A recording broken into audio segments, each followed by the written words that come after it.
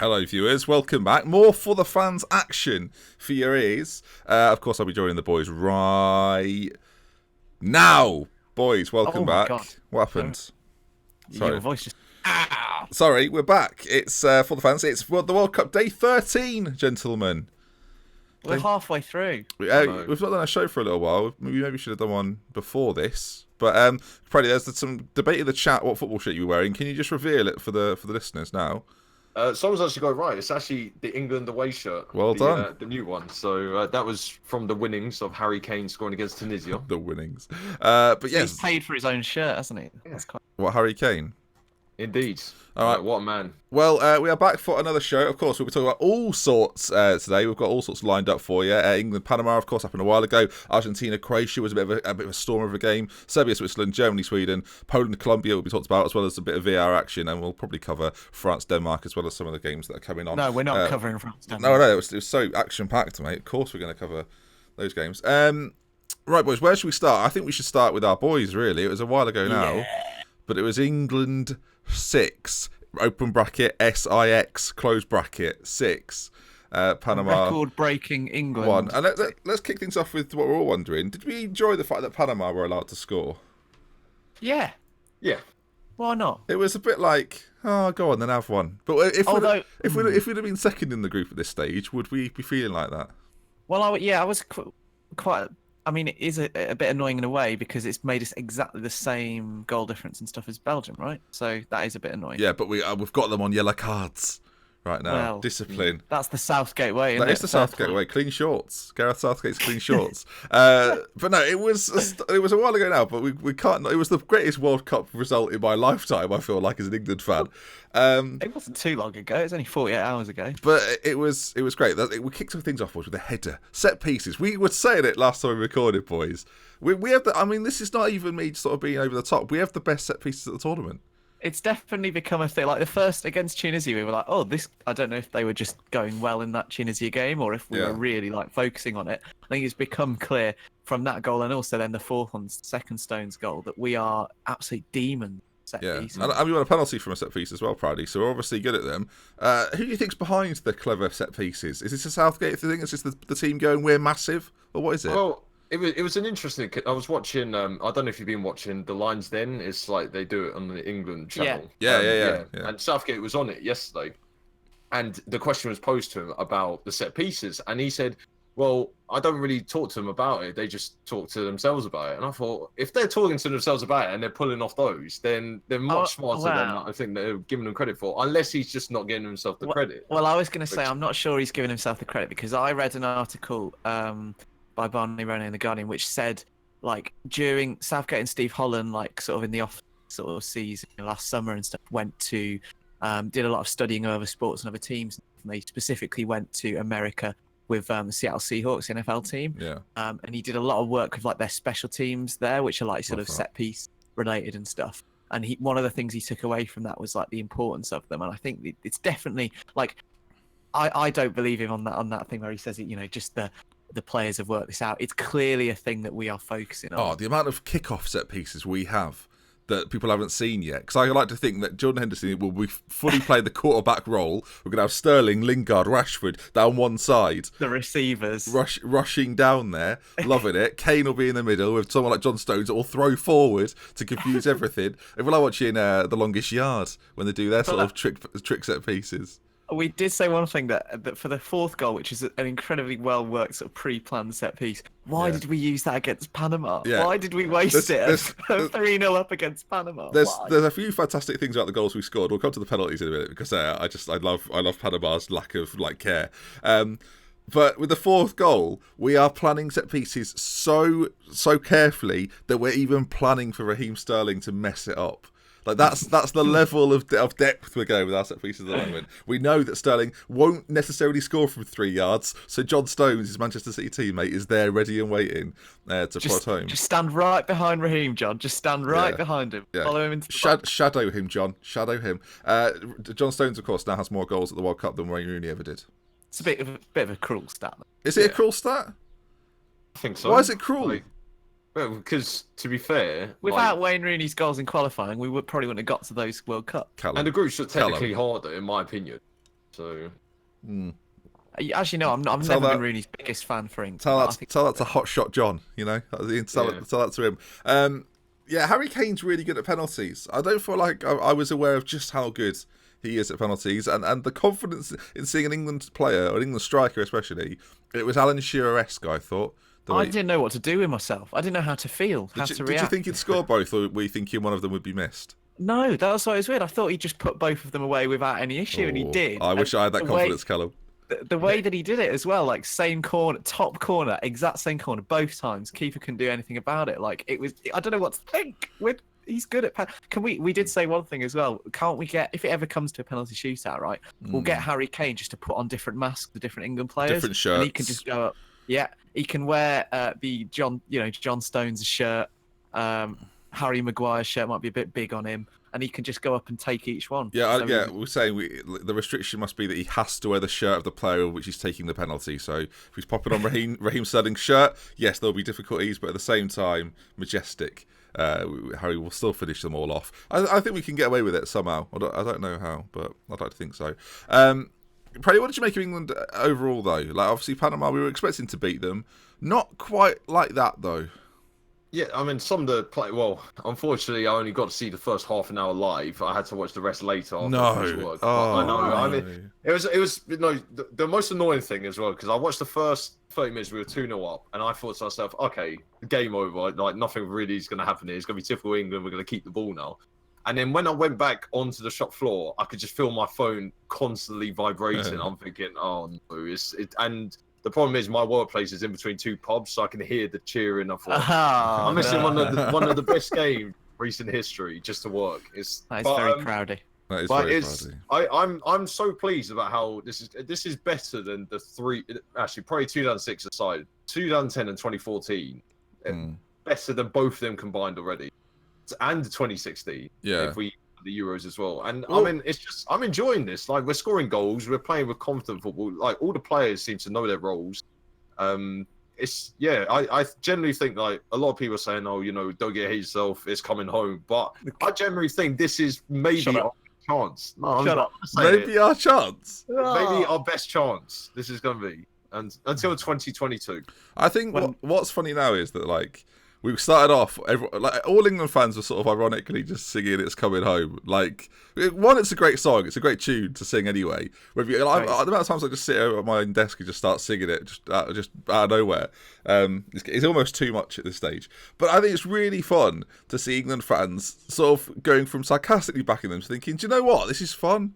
Like, and you never know where we could go. I still don't think we'll win it, Brady. I think that's probably a little bit far. Semi-final. But I do think, like, if we get a good last 16 draw, I've said it for a long time, quarterfinals, you get through that, you never know. If you can get through the quarterfinals, you never know. But I do think that'll obviously prove our toughest test. I think we were saying yesterday, Kino, that we kind of fancy England against almost any team we can get from the group. What is it? Group F? Group H? Sorry. Well- Japan, Senegal, Colombia, Poland. Generally We'll talk speaking, about that in a bit. Yeah, generally I was- speaking, I think we fancy our chances, but Colombia aren't. From what I saw of Numbers. Colombia, they would be the team that would worry me the most, and they're exactly the way they play with that kind of really fluid front three, and then James in behind, sort of Quintero, Falcao, Yeah. Quadrado. They are exactly the team that England, I don't think, would like playing. I think playing like against a Germany or even like a France or something where we could sort of sit in. I think that would be much better. A Spain or a Colombia who are really inventive.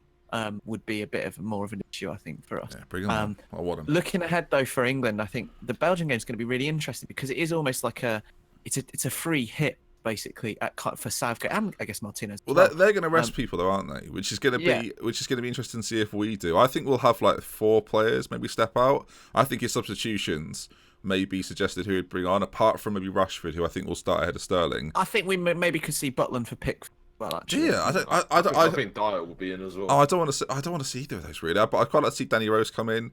I wouldn't be opposed to seeing Trent come in at right wing back. I think like if anything happens to Trippier, there's a bit of a situation there because his set pieces appear to be so good. I mean, I don't know if Spurs fans knew this. I'd be surprised because Eriksen obviously takes everything for Spurs, right? So well, I think Young could probably with his right foot take most of the ones is taking, like the same angles. True, but in the friendlies we saw Trent step onto set pieces, so I guess he could do that as well. You never know. With Henderson, it's tricky. Like you mentioned, Dyer. With Henderson, it's tricky because he runs so much. He ran the most in the game against Panama in hot weather too. You wonder if Southgate will think, let's keep him fresh for the next one. I agree because with he's that. so important. That would be a reason why. I don't think Dyer is the passing range or like. I think we can maybe see Delph. The agility, but I think he's certainly a calming presence. Delph, I think, is another one we may well see. Be interested to see the fitness of Dele Alli. That'd be really curious. But I think you have to start Kane. There's certain players in this England team I think definitely need to continue playing. The back 3 for me has to. I don't want Cahill in, actually. I want it to stay the same. Those 3 need to get used to playing with each other. Same with Pickford. I don't want him to move. I think fullback wise, you can change it around a little bit, keep those guys fresh. They've got to be up and down constantly. I think we need to try and keep some proper rhythm with our back 4, including Pickford within that. Because otherwise, that's the sort of area where you can come unstuck from not being familiar with each other in really key moments, and I don't want that to be happening. Dele Alli is interesting because I didn't think Loftus-Cheek had the best game against Panama. He didn't quite impose himself on the game that's in true, the way actually. that he did after he came on. So that could be interesting to see whether Southgate sticks with him for another full match against a much better team who probably will give him a little bit more room to play and they'll be less physical. I think Belgium, it will definitely be a better kind of viewing spectacle for both sides. Like better football will be played. So whether that actually brings out the best in Loftus-Cheek will remains to be seen. So I think maybe you can make a case for resting Lingard, and if Ali's fit, maybe give him an hour and bring him back in with maybe Loftus-Cheek, try a slightly different combination there. Yeah. There's definitely scope for that. It's just nice to have sort of options. Do you know what I mean? Like, there are people we can bring in. I want to ask Pridey, what sort of game do you think it'll be? What, the England-Belgium one? Yeah. The reason I asked Pridey is because we've just seen Denmark-France, where both teams were quite kind of aware at half-time that they could settle for a draw.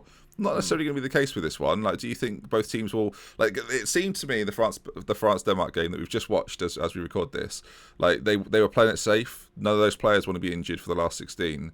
And I do worry that the England-Belgium game could turn into a bit of that and be quite slow-paced. I think we play better when it's quick, when there's a bit of tempo. And that might be restricted against Belgium. Yeah, I think that there's so much being thrown around about the permutation, well, about the quarterfinals. Because I think it's if you finish second and you get through the last 16 tie, you then face either, at the moment where it'll be Mexico, which I mean seems like a much better prospect than facing either Germany or Brazil.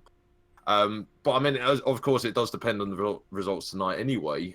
So I think for us, like Southgate has that mindset that he just wants to win every game. Like I agree with that. Yeah, he does, because the way I think the interview he did after the match, and they said, "Oh, what were your thoughts about the game?" He said, "Well, the start wasn't that good, and the goal we conceded was very annoying." And I thought, I mean, most managers say, "Oh, it was a pleasing performance. We won 6-1. You know, when's that ever happen?" But he said he was being hypocritical, and I always think it's quite easy for a manager after a 6-1 to then have a little bit of criticism. Like, it's easy for him to come out and say, "Oh, I wish we'd have done this slightly better," because no one's going to be talking about that. You know, no one's going to be saying, "Oh, England didn't do this particularly well." It's like we won 6-1. There's very little to criticise about a 6-1 win. So, and he's the only person that can say that and not be vilified for it, because he's the manager, and he can always get the credit for being a bit more level-headed for saying that. So I think it's a little bit of lip service, I think, from Southgate, but I equally quite like the fact he's going to come out and say that, rather than Allardyce would be there, sunglasses on, just loving it. Oh, speaking of Allardyce, have you all seen the video of him in the eating a burger? Yeah. Eating a burger in the pub. Yeah. Oh, it's one of that was a promotional sad, thing, it's one of the saddest images of yeah. the World Cup. Like during the actual, I don't know if it's like, I don't know if it's been verified as during the tournament, but it's just like could have been Sam. Yeah. But I mean, I'm pleased it's not. I didn't want him anyway, so so very well happy with Southgate. just on the subject of like the last 16 and these different permutations come up. I think Southgate I can't remember what in media outlet too, but in one of his interviews he said, "Look, we're a team that has won, like one knockout game in the World Cup in like the last 60 years, Yeah. like since the two. We just want to win games, and if it means that going, I know the Belgian game isn't a knockout game, but it's against a very good team, and just creating a winning mentality, playing teams like that, and going all out and trying to and win, I think is a much better sort of ethos, even if it means we get a Germany in quarter. If that ever actually, it's not even a given that we'll get there or they'll get there. Like they almost went out. You give the players no excuse as well, saying that. Like they have to perform in every game. I do worry that if we go into that with the attitude of, we're really trying in this game, and Belgium beat us like 2-0 with their second team, it's going to be a bit of like, oh man, like the come down's going to be quite. I feel like the England come down is at this point is at risk of being quite severe. But, well, no, I think the way that you could just be honest about it is just to go for the win in every game you play. Just treat it as a World Cup game. I guess to play devil's advocate, I think there's a lot to be. People say, I don't really like the phrase that, if you want to win the tournament, you've got to beat the best teams. That's not actually true. Like, to progress in a World Cup, very often like Spain are playing Russia in the next round. Do you know what I mean? It's not like they're having to beat the best teams to get further in the competition. If England can negotiate like what a quote unquote an easier route to the final, then I mean there is something to be said for it. Like it's difficult because you're never going to throw a game, are you? But if you see a late red card and we're drawing, we know the disciplinary action or the disciplinary table is being swayed. Just throw on who could we throw on? Who do we not mind losing? Delph likes a yellow. Delph loves a yellow. Aston Villa, Danny Welbeck to come on and 2 foot De Bruyne. Like Delph loves a bad challenge though. Like does he? But would we want to risk Delph? Is Delph worth the risk? I guess he probably is. Yeah, because we got Dyer. He's probably third choice. I mean, this is awful. This is awful conversations. Sending it Popod, someone said, just headbutt someone. It could work. But no, all in all, really good. Jesse Lingard was really good. I want to quickly focus on Lingard. Scored a fantastic goal. If you go to the top right of the screen, listeners and people that are watching in the future as well, you can vote on your favourite goal of the tournament so far. I've put a selection there. There's no other section, but in the comment section, we'll ask at the end if you want to leave your favourite goal of the tournament. What is your favourite goal of the tournament so far, Chris Proud?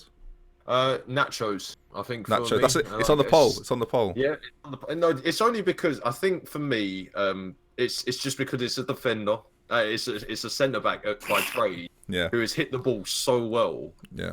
On the volley, like I mean, strikers would do well to hit a ball like that. I think that's why for me it's the goal of the tournament. But I'm undecided between 3. Interesting that are all Real Madrid. Okay. The Ronaldo's first free kick. Yeah. Was like that's on the poll. An amazing moment of just like sport, like the mentality that he had to put that in at that time is incredible. Yeah. Along with that, in a similar vein, is the Kroos one. I think I marginally prefer the Kroos free kick over the Ronaldo one, just because it's an amazing hit. The impressive thing about Cristiano Ronaldo's free kick is that it's completely overshadowed Lionel Messi's entire career this week. So, I mean, congratulations to him. I mean, what has Messi done in the last 10 years, folks? I mean, it's a mystery to me. The power of that free kick was quite something. Honourable mention for the Modric goal in the game we're about to talk about. On the poll, Kino. I mean, I didn't even give you my poll suggestions, but that's also on the poll. The Modric run for me is so like it's almost systematic in his movement. Like the way he moves to one side, that's why I love it. Takes him one side, takes him back the other side. He just like a quick movement and then slaps it into the back of the. I think I called it a Modric slap potentially. You can just see where he picked his spot. And he just put it there, and there was nothing anyone keeper could do about it. It was just so planned. Yeah, which is nice. It was a really, really nice goal. I enjoyed it a lot. What is your? Have you got a favourite, Keen? I want you to pick your favourite. I think I'll go for the Modric one because the 2 free kicks. There's an element of sort of speculation about that. Do you know what I mean? They're they're not hit and hope, but it's a low likelihood of going in. Whereas Modric is pure quality in every. Yeah, fair enough. I'm going to go for. It's tricky, isn't it? There's been so many good ones. I think I'll go Modric's. Loads of good goals. I just really liked Modric's free kick. There's not enough good goals, but there's been some good goals. I'll tell you what, though, Quaresma's goal last night was also... Yeah, someone in the chat said that. Shaqiri, obviously, we'll come on to Serbia, Switzerland in a moment, but Shaqiri's goal last minute, racing through, very, very composed. I thought Xhaka's one as well from long range. Xhaka's was very good, actually. That's a good point. I didn't think of that one. Do you remember that one, Kino? He cuts across it with real, I thought the keeper could probably have done a bit better with that one. It wasn't in the corner. It was not... It was a great hit. I'm not taking it. Yeah, Oh. someone's made a good. Edward in the chat has also said no one's mentioned the Coutinho goal, the first goal Brazil scored at the tournament. Oh, yeah. That was a very good goal as well. I totally forgot about that. There's been more That was a good goals than I thought. classic Coutinho goal, isn't it? But I'm It's going with like that John Stones on Mark's header. I think that was probably my favourite one. Let's talk about some of the other teams in the tournament. Obviously, England are going to progress through to the semis, and we'll talk about that when it gets to it. do Croatia. Argentina, Croatia. Croatia, we talked about the Modric's goal, but I mean, Argentina tonight, as we record, have got one hell of a job on their hands to make it through to the last 16, and they were dealt a heavy blow by Croatia, who were fantastic. For as bad as Croatia were, as bad as Argentina were, Croatia were brilliant. Yeah, I think the manager's got a really good system. Like, actually, Croatia's team, like, you look at the team that they have some world-class It's actually players. really good, isn't it? You look at it, you look at that 11, you think, oh, it's better than I actually We remember. always seem to overlook them because I think when we talked about dark horses, did we mention Croatia? I don't think we did, really. Probably not, no. Yeah, and it's kind of strange because they always seem to do fairly well in major tournaments, but they never get that far for them to trouble the top teams. But then you look at the team that they have, you know, got Lovren at the back, who is very good for Croatia. Rakitic and Modric in the centre are two world-class midfielders. Mandzukic up front. You know, and you have to say, I think they got it right this tournament for once. And to win 3-0 against an Argentina side who are defensively poor, like, I think they just seem to give up after. I think when it was 1-0 going into the last 10 minutes, they just seemed to give up defending. And then it said right at the end when Rakitic tapped the ball home about 5 yards out to an open net. Yeah, it was So nice. I think Croatia have done really well this tournament so far. I mean, it depends how they do against Iceland, because Iceland, I mean, we have talked about how good they are defensively. So, and I can't remember who would they face. It would be, it's going to be Denmark, isn't it? And Well, Denmark, it's they'll probably roll over. It's interesting you mentioned that. Like we said, we didn't talk about Croatia as dark horses. A lot of people obviously would have predicted Argentina to win the group, and then Croatia would have faced France, and a lot of people have France get into maybe the final. So I think it was just a case of, they're going to come up against a really good French side, and we expect them to win that. So the dark horse potential for Croatia was quite limited, unless they do what they're going to do and win the group. There's one side of the draw which is really stacked of teams, you know, Brazil, Germany, France, etc. And then Croatia have managed to force their way into that other side, so they could definitely go on a run. I think in terms of their how they played in their team, I think they're probably in a tournament where there've been a lot of big name teams with massive stars sort of misfiring and not really working together as a unit well. I think Croatia are probably one of the most balanced 11s in the tournament. And they function so well together. I think also pound for pound they've probably had the best midfield free, because for me Modric is, as I said to you the other day, he's the best kind of number 6 central midfielder in the world right now, without doubt. And along with Rakitic and also Brozovic, who started, and then obviously they brought on Kovacic later on. It's such a well-balanced midfield. They can do everything. Brozovic is very much the kind of the destroyer in that the base of the three. He allows the other two to play. Rakitic kind of does his box-to-box stuff that he does so well. Obviously, for the final goal, which was a little bit embarrassing, by the way, he was popping up late in the game in the opposition area, and then Modric is just allowed to do his thing. And I think they have experience up top with Mandzukic, you know, proven top-level striker. He's not the prettiest player on the eye, but he will always pop up with goals, and he's capable of the spectacular very as well. consistent. That's why he's loved by the managers he plays for. Is that he's always putting in sort of a 7.5 performance out of 10, like all the time. Along with that proven quality on the left-hand side, Perisic he played, and then I think the most interesting one. Perisic goes under the radar in this Croatian side. He's a very, very good footballer. It's strange, isn't it? Interestingly as well, from this game was Ante Rebic as well, who the Eintracht Frankfurt player, I think plays Frankfurt, I want to say. I think it is. And he was obviously scored the fantastic goal from the Willy Caballero error, where he had a lot to do. It was a really good finish, wasn't it? Like it looks simple. He didn't need to do that. He could have brought it down and slotted it. Like he could have easily done that, but instead he was like, "I'm hitting this," and it was a great finish. For me, that's one of the worst goalkeeper corner. One of the worst goalkeeper errors at World Cups ever. I'm going to go as far as to say. I don't know about that. It's really it was really bad. Yeah, I would say.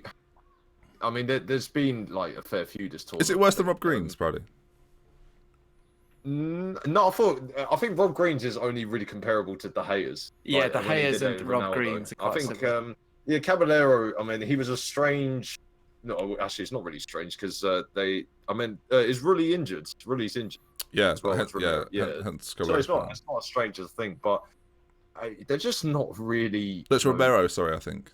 Oh, yeah, Romero's injured, but Rulli's like isn't he injured as well? I Like, think, maybe. I think Romero is their first choice, though, if I'm not mistaken. yeah, because I was talking to someone. I said I don't know why Rulli's not in the team, but unless he's injured.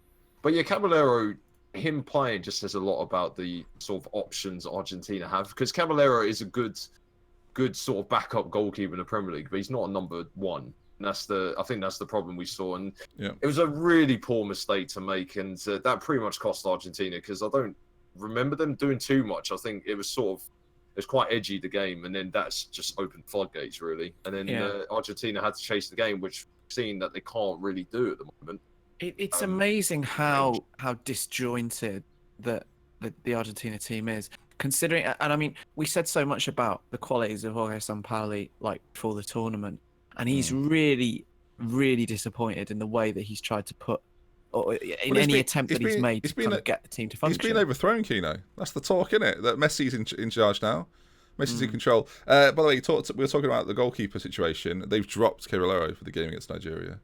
Armani. The team news will be out, won't it? Yeah. Armani's never had a cap for Argentina, so that's. I mean, we know all about that. Scott Carson. Yeah, So- Dybala's still not in the starting lineup as well. I mean, we record this live, folks, so forgive me if it's a bit confusing. Nigeria got some good players. You forget actually, but it could be a good game. It should be a really good game. I mean, Argentina have got to win by by quite a heavy goal distance as well, right? So yeah, they're not guaranteed to go through even if they do but, win. But what I will say, you know, is if they do go through, the first last 16 matches are France, Argentina, likely to be France, Argentina, and then Uruguay, Portugal, and on Croatia, who we talked about as well. If they beat, like they're now going to probably finish top of Group D, they'll play Denmark, and the winner of that game will likely play Spain. So we could have Croatia versus Spain, which could be a really good game. And of course, I mentioned the first two quarterfinals: France, Argentina, Uruguay, Portugal. They then meet. Like, there's going to be a really great quarterfinal. It's hotting up. The big boys are coming to play. Speaking of the other big boys, Serbia and Switzerland was a surprisingly entertaining game. I thought there was a lot to know about it. Games, isn't it? Well, games of the tournament. There's been some controversy, Proudy. Are you offended by Shaqiri and Xhaka doing the? Well, he wouldn't be. Birds? He wouldn't. Yeah. Well, no, have you not got Albanian heritage? No. Oh, okay. But I'm You all want to ask me? Kino, oh yeah, I'm sorry, Kino. Sorry, Let me check. Kino, have you got any Albanian heritage? No, don't think so. In the UK, I have one of the biggest links to Albania in that Andy Tannoy is Albanian.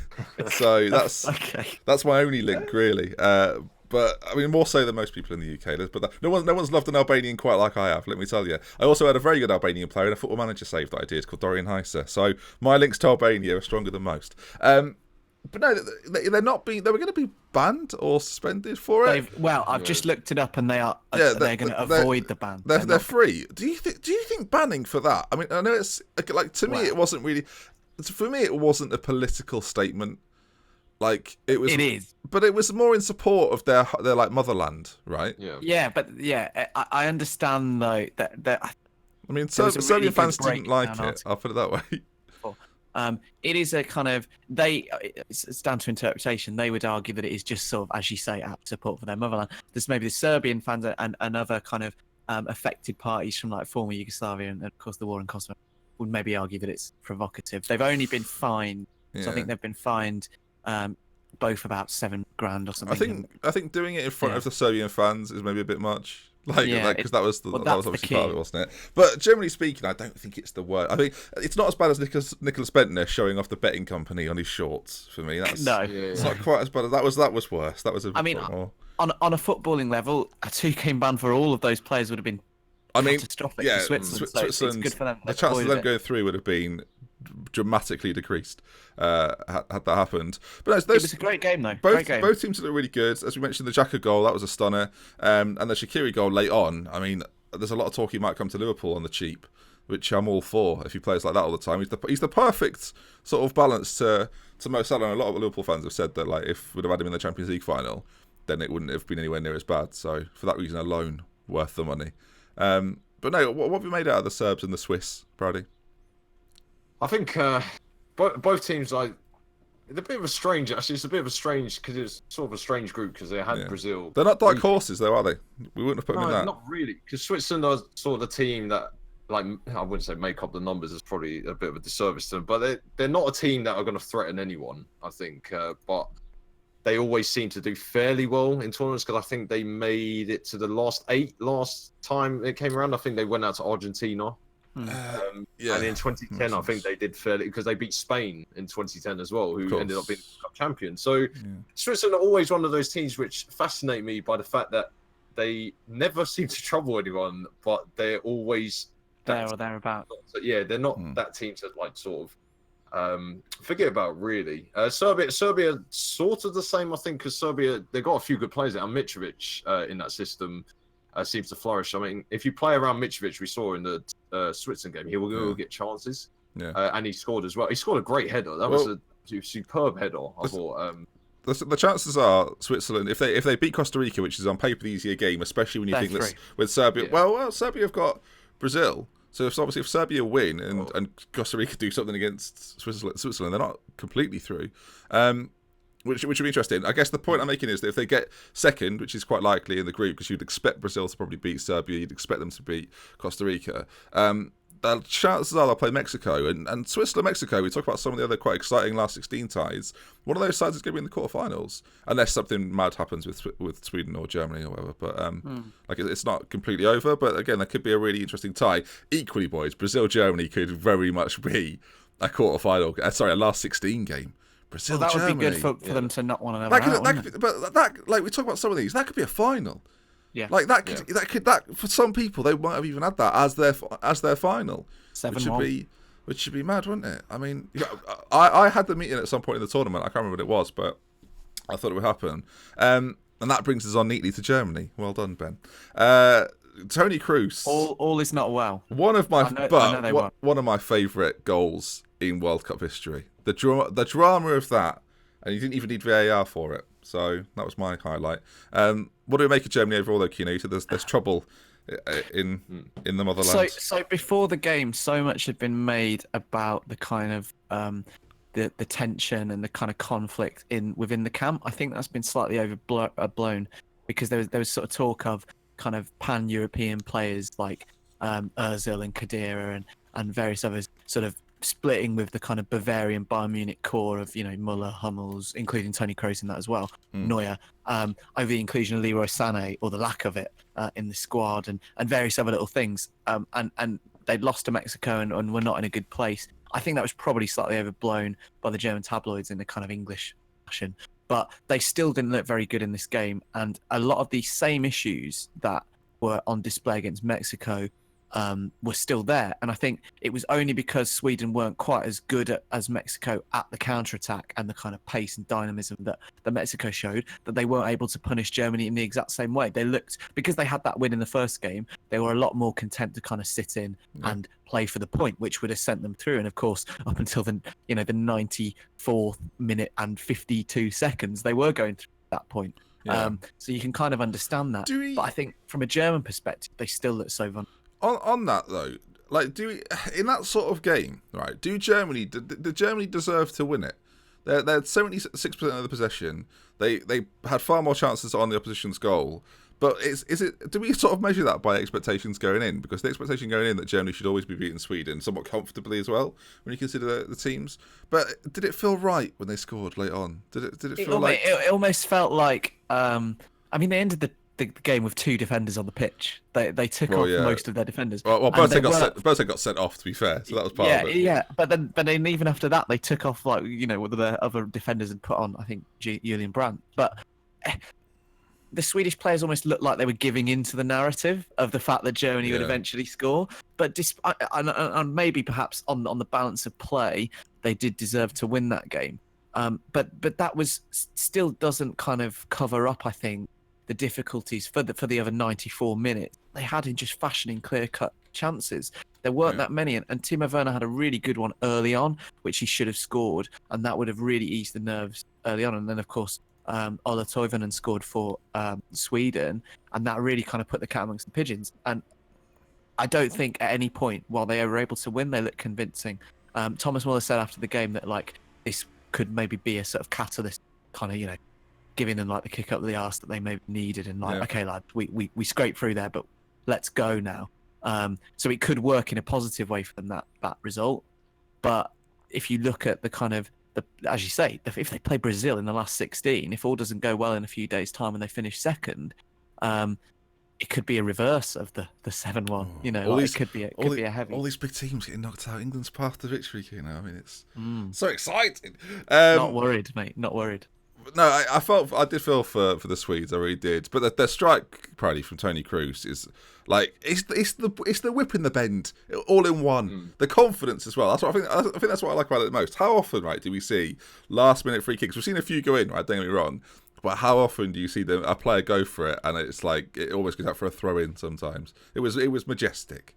I think it said a lot for the confidence of Tony Kroos, despite not. I think he wasn't very convincing in the Sweden game, and he wasn't very good in the Mexico game either. So to have the confidence to do that as well, because as you said, you know, the chances of hitting that out for throw-in are so high, especially in that sort of high pressure environment. And if you miss that, then you're in big trouble going into the last game. Germany, I will go as far as to say now, I don't want to say there'd be match fixing between Sweden and Mexico, but they would have played out a nice. But playing out a very, Glenn Hoddle would be furious. I'll put it that way. If that would have occurred, because it would have been a 0-0, and Germany would be gone, and there'd be allegations of match fixing and all sorts. It would have been crazy. Like it's in the same bracket as the Ronaldo free kick in terms of just it's like the best sort of display of like just the elite sports he's a mentality. He's a top 3 midfielder in the world. But like across other sports as well, you know, like in a kind of, I don't know, a Wimbledon final or something, or that kind of mentality, just visualize what you're going to do in the most pressure moment just to do it. It's incredible. It's having one match point and then just acing. It's that and just sort of knowing thing, what you're going to do to win and to succeed in that moment. It was incredible. It's a long range putt to be one under your opponent in golf. Whatever. It's like getting it though. It's mad. And as I say, like and as Praddy mentioned, it's a good point. Kroos was really poor for most of the game. Actually, he wasn't able to dictate the tempo at all because they were so camped outside. The Germans, which makes it more impressive. For the first time ever, Yogi Love to me doesn't look like he knows what his best team is. And he's having to mess it around. I mean, dropping Özil, I wouldn't have seen it coming, honestly, because he's one of Yogi's guys, isn't he? Like Özil. Builds reported before the game, actually, when the team news came out. I think it was he's gone for 5 tournaments with Love since he took over. That's literally the first time he didn't start a game in a tournament. That's what I mean. That's why I couldn't believe he was dropped. It was crazy, really. Speaking of other things, then let's talk about the teams that could potentially play England. Of course, Spain and I should just to go through a few bits and pieces. Then Uruguay and Russia, they've gone through. Spain, Portugal have gone through. France, Denmark have gone through. Of course, there's games going on in Group D tonight. Brazil, we're not sure if they'll go through. Mexico are through. England, Belgium are through. Let's go to Group H though. In Japan and Senegal. We will actually come back to one of the groups in a minute. We're going to come back to, which one was it? Portugal later on. But Group H, we mentioned Colombia could be England's opponents in the last 16. It'll be them, Senegal, or Japan.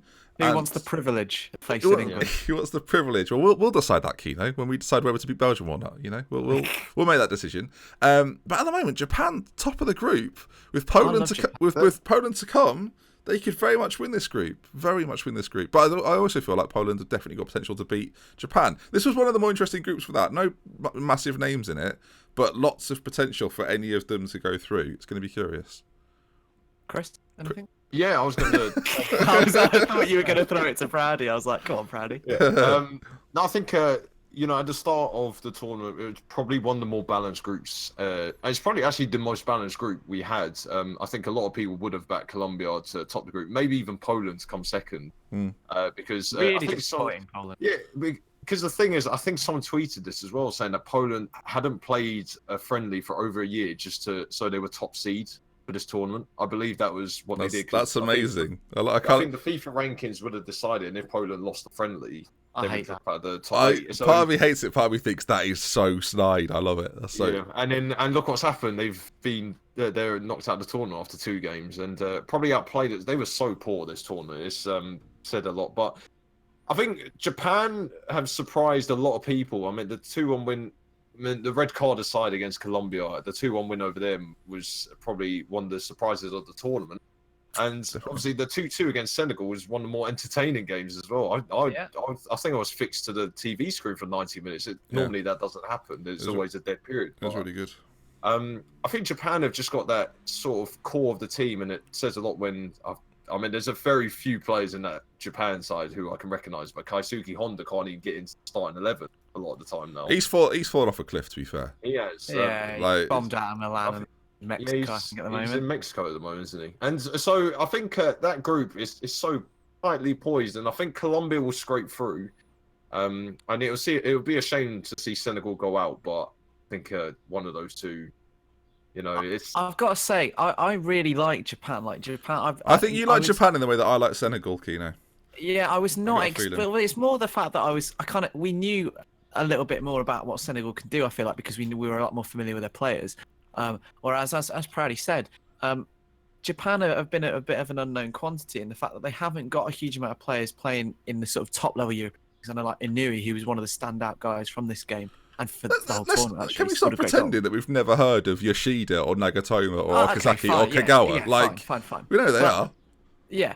But they hadn't there was particularly no one in that group, which was kind of a group of parity almost. They were not people's pick at all. No, that's fair. And they're also particularly, and the Japanese manager admitted this before the game against Senegal. He was like, physically, we're a massive mismatch against Senegal.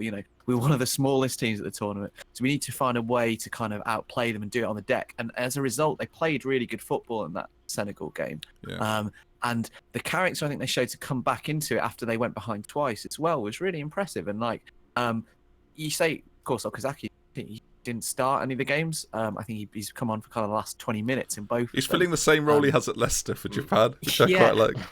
And so that I think Inui's the standout player, and that left-hand side, as you mentioned with Nagatomo and Inui, they really kind of double up nicely. And it was no coincidence. The first goal, which is a great goal, came from the sort of play between those two.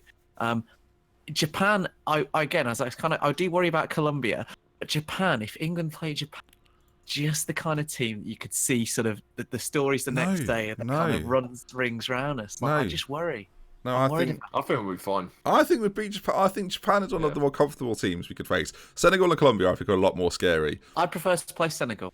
My prediction was that it'll be Mane versus England in the media scrum around Mane will be it'll all be about that. But I just think Senegal are less kind of dynamic in the way they play. They're less.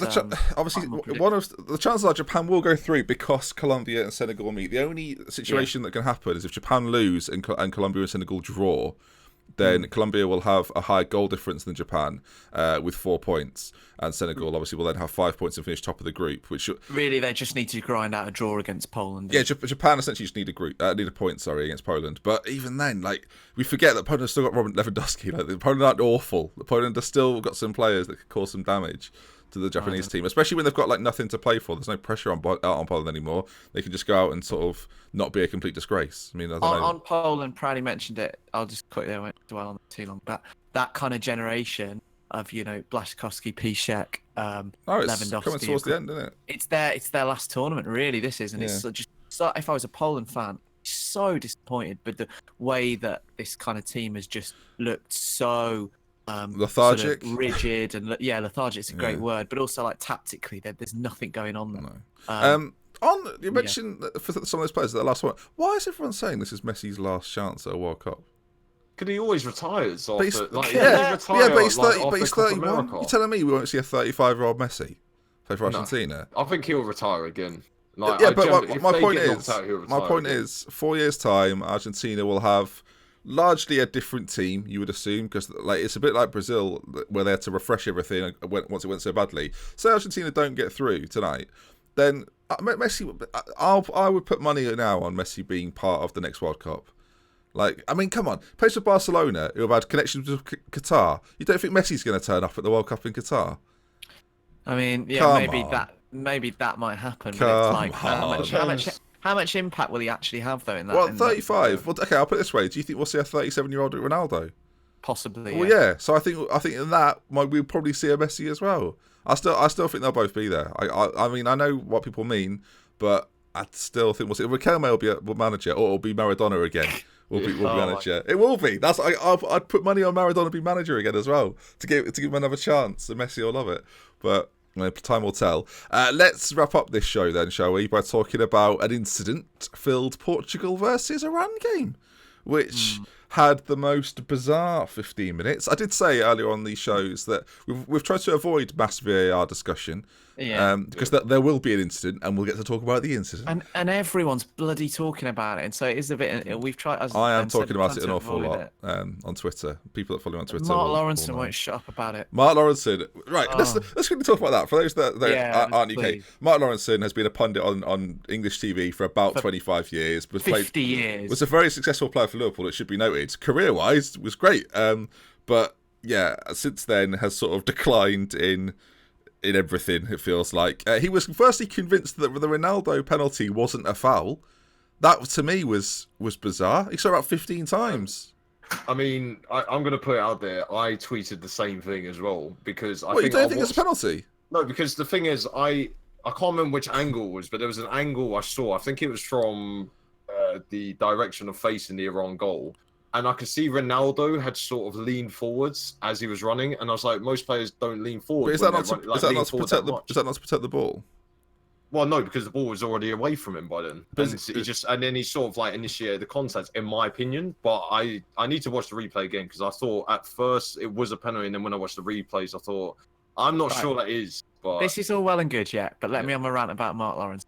It's like your uncle, your grumpy granddad, your grumpy uncle has had an all expenses paid fucking trip to Russia, right? And he's just, it's so, and the thing that's annoyed me possibly most, right, of the kind of the Mark Lawrence thing, all the other BBC pundits are coming out and defending him on Twitter. Oh, he's a great guy to have around and stuff, and really, really insightful, blah blah blah. It's like if you look back at the tweets from 2014 and about Mark Lawrenson. Everyone, and this is not just sort of armchair pundits. Did we talk about this? Because I looked this up and I looked at what I'd said about it in the past, and it was like, I said the same thing like 4 years ago. It's not just kind of random Twitter accounts. It's like journalists and other kind of noted commentators on football are kind of saying like, oh, Mark Lawrenson's opinions on and just general kind of demeanor is shit. This is in Brazil in 2014. Like, it's still the same. I don't understand why he hasn't just been put on the radio or something. I want to know what he's got on he's someone. on 5 Live though. But he is during the league season, but not when the World Cup comes around. Keno, I'll tell you what's happened, mate. Right, for years, Gary Lineker, Alan Hansen, and Mark Lawrenson, they were the trio that were on Match of the Day.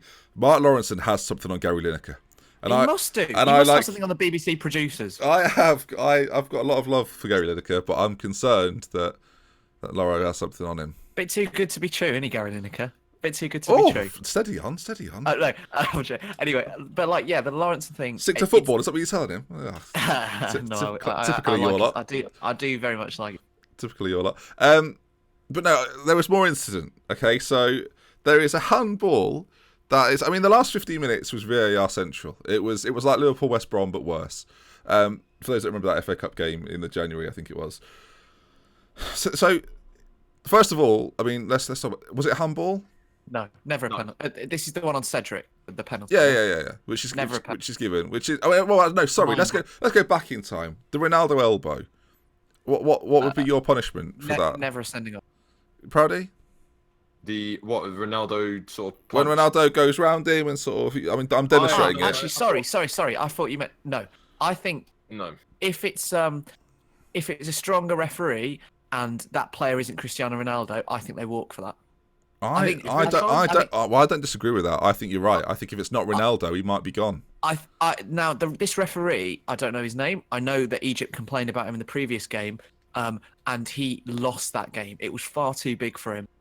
The performance was shocking from start to finish. And put it this way, I think if like Cedric Suarez does that, what Ronaldo did in that exact situation, I think Cedric walks for that. But it is literally because it's Ronaldo. He went and looked at the screen. If it's Diego Costa, I think he goes. I disagree. Yeah. So if it's Diego Costa Proudy, you think he doesn't go? No, I think the referee would rather make a name for himself. Say I sent off Ronaldo. But the referees, by and large, aren't meant to be doing that. But the thing is, like, Ronaldo does that sort of trademark thing where he tries to get past the defender by like moving his elbow. It's weird because at one angle it does look like he tries to punch him. The other angle it looks like I don't think he's trying to punch him. I think he just like what Ronaldo's trying to do is get in front of his man, but he's doing it so quickly and so athletically that his arms are like flying into the face of the defender, who makes a lot of it, to be fair. Like, Yeah, I think that's the part of Iranian as well. players just tried to get him sent off because they thought it was their best All shot. right, on to the handball, right? Now, this is one of my real contention. There's a huge problem with VAR at the moment, and it's been for me, it's the biggest problem we're seeing at the World Cup. In some instances, it's fine, and I'll say my bit, and then I'll let you boys come in. That so at the moment, our situation is this: we've got 5 guys, whether it is not the burger outlet chain, they're not sponsoring the show, but they're more than welcome to. They're sat in the control room, the VAR control room. And you've got the referee and his assistants on the pitch. Now, when the referee first sees that, remember, he doesn't give a penalty. In real time, he sees it and he goes, not a penalty. And then he gets 5 trained officials in the VAR control room saying, you better come have a look at that. Before he's even looked at it, he's thinking, why do they want me to look at it? Surely I shouldn't have to. Do I have to? Okay, well, I'll go look at it then. Then he sees it in slow motion, where the ball comes down and the ball is on his arm for a second rather than half a second or 1/10 of a second, and then he changes his mind, because of course he does, because he's under so much pressure to change his original opinion, because he thinks, well, why are they making me look at it if it's what's the phrase they use after it's gone out of my mind? Clear and obvious, right? So you must think, oh, well, it must be clear and obvious if they're making me look at it again. Like, I don't know who's at fault. People are saying, oh, the referee's lost that there, he's got it wrong. Well, actually no, in real time he's got it right. And then he's under the pressure of, well, these 5 officials that have seen 15 different replays in the 3-minute period that I've waited to be called over to go and look at it have told me it's a penalty. So what? I think again, though, what's he that supposed to comes do? down- Say, oh, no, I'll stick with my original decision. Like, I think it's so difficult for him in that situation.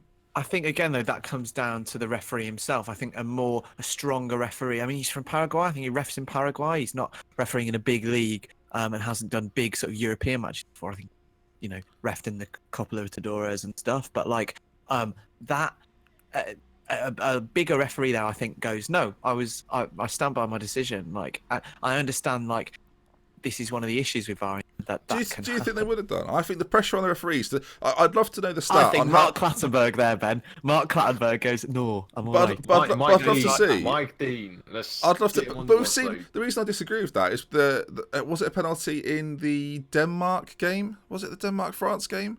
With Poulsen, when he puts his arm up, and again it's really close, and they give it. Last week, yeah, and it wasn't. When they first saw it, he didn't give it because he knows in real time, like, what's the player supposed to? Where's he supposed to put it? This idea that putting your arms up is unnatural, by the way, is absolute bollocks. The point, I'll put my solution to this is, I don't think there should be a screen. I think it should be taken out of the referee's hands to whether there's a screen or not. And I've had this debate with loads of people on VAR, and people say, well, what do you want VAR to be then? I want there to be a mic'd up referee with his control room that speak the same language in the same way that you have. People said, oh, what about the languages and stuff? Well, in rugby, they have a translator. Both parties, that's in the control room and the referee, speak the same language, and then the viewers at home get a translator, because that's just how it works, right? It's nice and simple, not a problem. The fact they're not mic'd up, by the way, we talked about why, is because the language is disgusting, but generally speaking, it should be in effect. You could unmute it for that period. Even if, right, it's an after the fact thing. So at half time, you get the footage of what was said. Do you know what I mean? Like that could equally be a thing if they've got to vet it, essentially, because players are foul-mouthed animals, as are referees on some occasions. And then there should be a 30-second period in which they have the opportunity to change their minds. So the VAR team look at it, and then in the same way in rugby says, oh, is there any reason I can't award this goal? And then they say, no, it's fine, or no, this is the decision. He shouldn't be having a second look. I don't think the referee should be having a second look, because he's making the judgment call in the moment. And I think the second look is part of the problem. And if after 30 seconds they can't decide whether the referee's right or not, then it's not clear and obvious, and you play on. And then at that point, you limit every decision to 30 seconds. And then people that have got a problem with VAR, like myself, all of a sudden think, well, it's 30 seconds. And it's been sorted out. And there's a free kick takes 2 minutes nowadays. But I'll take the 30 seconds for a decision which might be quite big in that scenario. Clear and obvious says to me it should be obvious in 30 seconds. He shouldn't have to run over and look at it.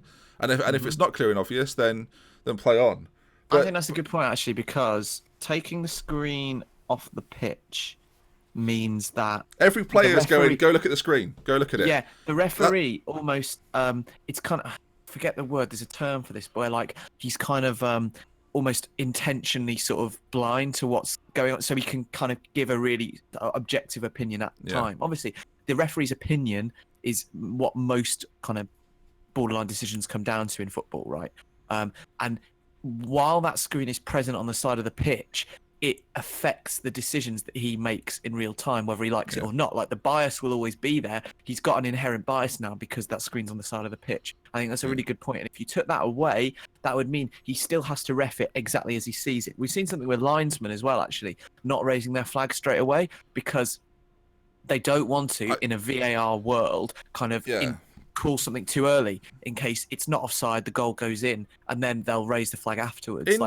Removing that. In 5 years, if VAR exists in 5 years, I don't know why we'll have linesmen.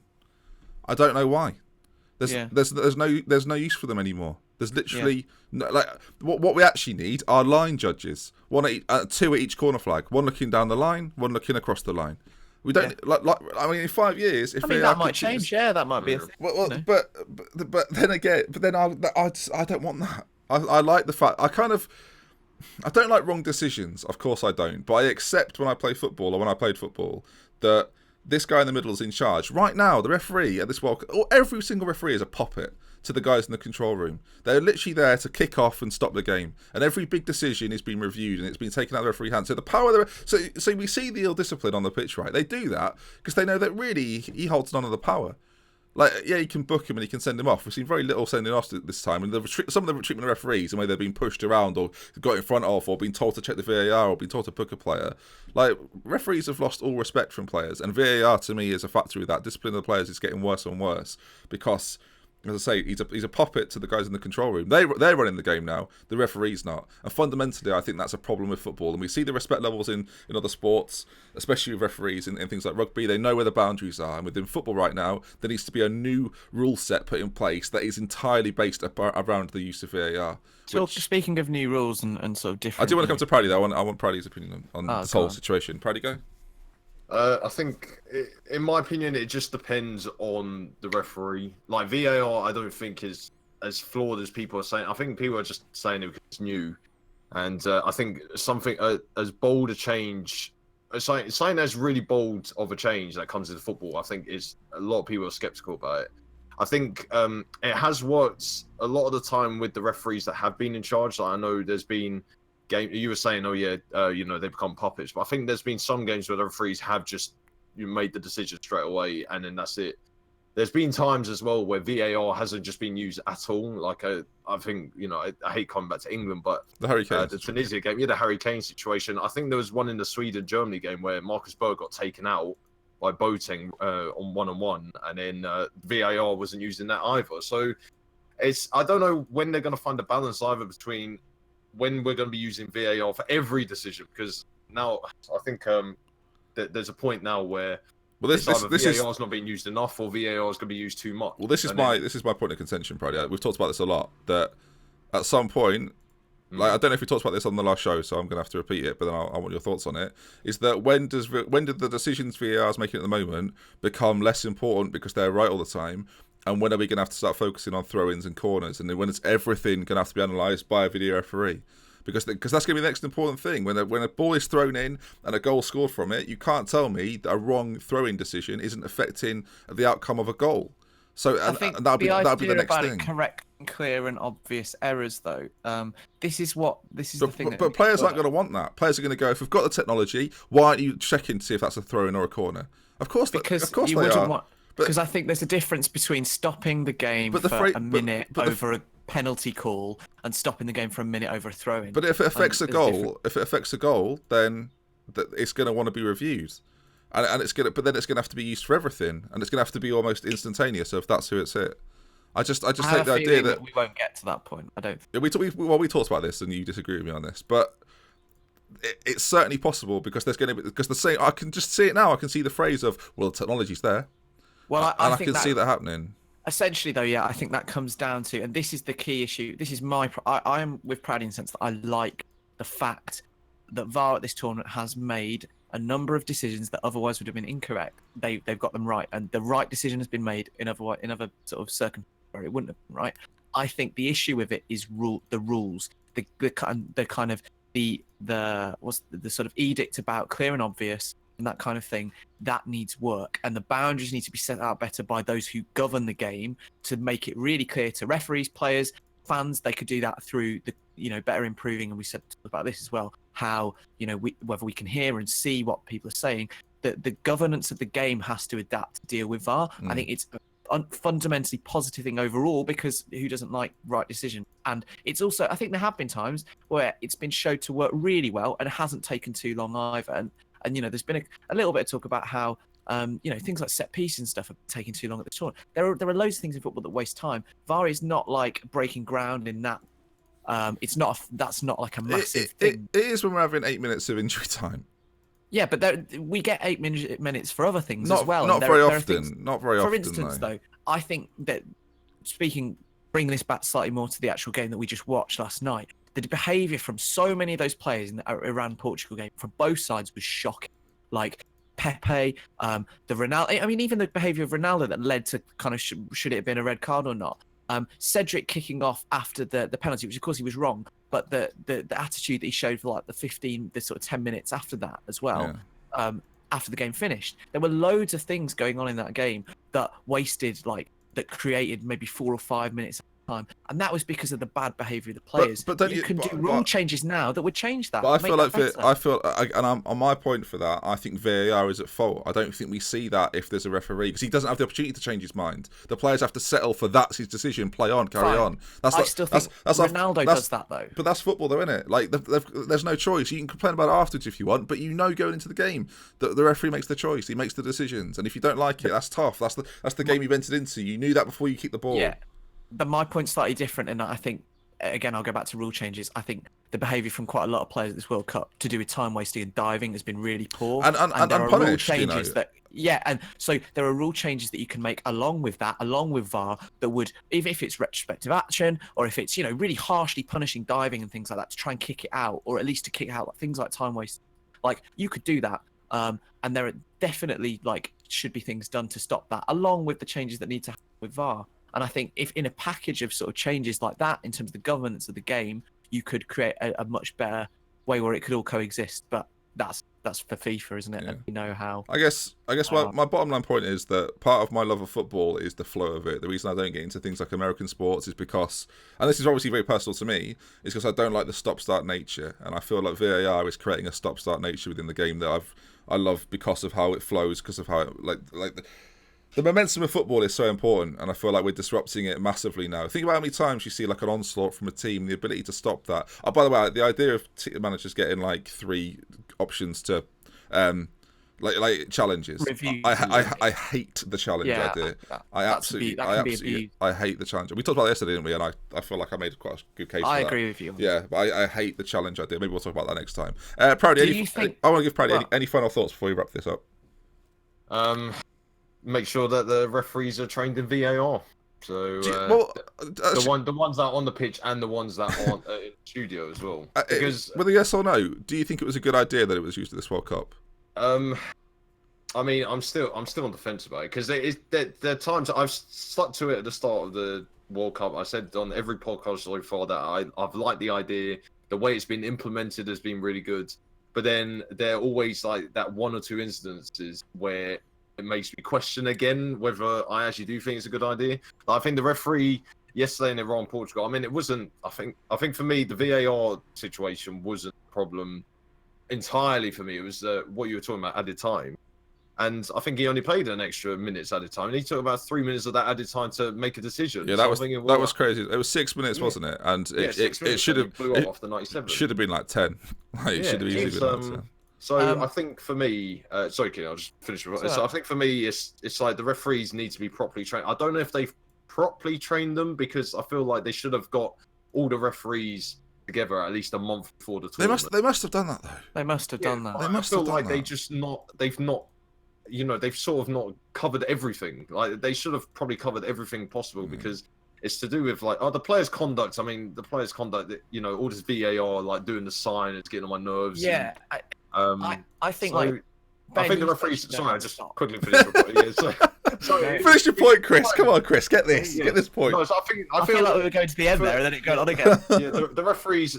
It's partly the referees and partly FIFA, in my opinion, and partly the Referees Association, whoever. I can't remember what the association, international referees. All right, that's fine. It's fine.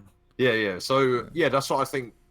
everyone's really to blame for it. But Everyone's. All right. Everyone's to Well, blame. to answer the question again, I'll ask the question again. In a yes or a no, Chris, do you think VAR should have been used at this World Cup? yes, Okay. Keane, I think or no. not? Okay, I think no as well. I think it should have been tested at youth level for an extended period before it's been used at the Premier tournament in world football. But If you could have introduced it a lot more in the leagues around Europe, and it's been out in Serie A for it'll be 2 seasons. every referee should be familiar with it before using Yeah. the fucking World Cup. Like, and dearie and me. like I agree with you, Ben. I like football because of its fluid nature, but I think there are other things in the game that you could stamp out that also make ridiculous stoppages. Like, I don't think that is a wholly VAR Or like what? issue. Diving, time wasting. Do they reduce Descent. ridiculous stoppage of 3 minutes? Yeah, because you know, look at Come what on, Pepe did. 3 minutes.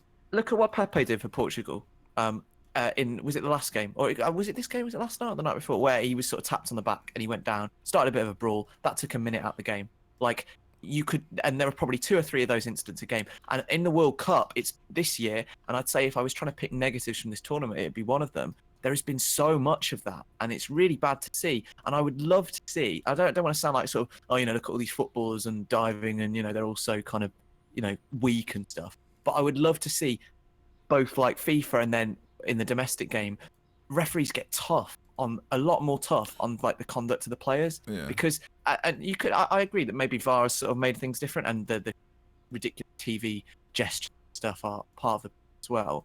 But like that's a problem for football, and it's never really been dealt with, and we've seen kind of dabbled with in the Premier League. And I'd try and fix all of those things before bringing in VAR. I think it's a good thing. What's funny, and I'll kind of wrap up with this then. The screen that I want gone.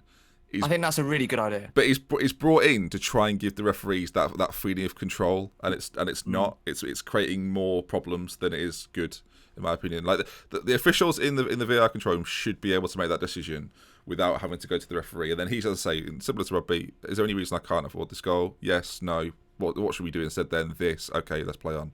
I would liken it And that to, should, you know, that, should when, be done, like, that should be done in 30 seconds. That you know, when shouldn't a take any referee longer. talks to his assistant referee, Yeah. and then he checks, say if something's gone on in the box or something, and the assistant goes on the intercom to him and says, "Look, I've seen something." The ref doesn't go over to the touchline to check the screen after that, does he? No, He trusts in his fellow officials' call. Yeah. So and that should apply and in theory, VAR are just fellow officials. And yeah, that's- it should and apply that's in what it that should in that context. be. Right then, I think that's gonna wrap things up, boys. But that was good. I feel like we had a good chat. If you're in Got the it off our chest. If you're in the Like, comments, I mean, I'll be talking about it next show. If you're in the comment section, let me know. Did you enjoy the chat we just had there? I thought it was really fun. So thanks, boys. I appreciate that. In terms of the goal, favourite goal, I'm just going to refresh this quickly to see what the winner was. It was very, very close. Nacho's slap got 25%, Lingard's curler 14%, Modric banger 17%, Ronaldo's free kick 26%. So that won. And Cruz's swirler got 16%, but really, really close. Yes, thanks for getting involved, folks. If you're in the chat as well, I did read everything. I'm sorry you can't read it because we're sort of going through conversational topics. Of course, if you're watching on the VOD as well, let us know what you thought of the show, and obviously let us know your thoughts on things as well. Maybe we should get some listeners on one day. I think maybe for one of our final shows. We've got a spot, folks. We've got a if you could just look down, Kino. Yep, cheers. We've got a square box there at the moment. Maybe we'll have to get Jack back in at some point. But Proudy, thank you for joining me today. Thank you for having me again. And Kino, pleasure as always. Yeah, I'm still recovering from the VAR chat. Could go on all night about. I'm looking forward to it next time. That brings us to the end of For the Fans. We'll see you again soon, and England will probably win the World Cup. Shut up. Hey, I'm excited.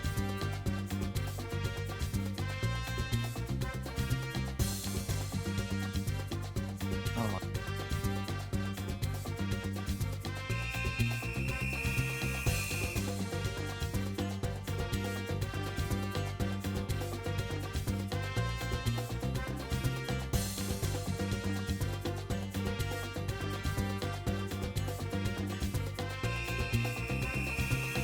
See you again soon.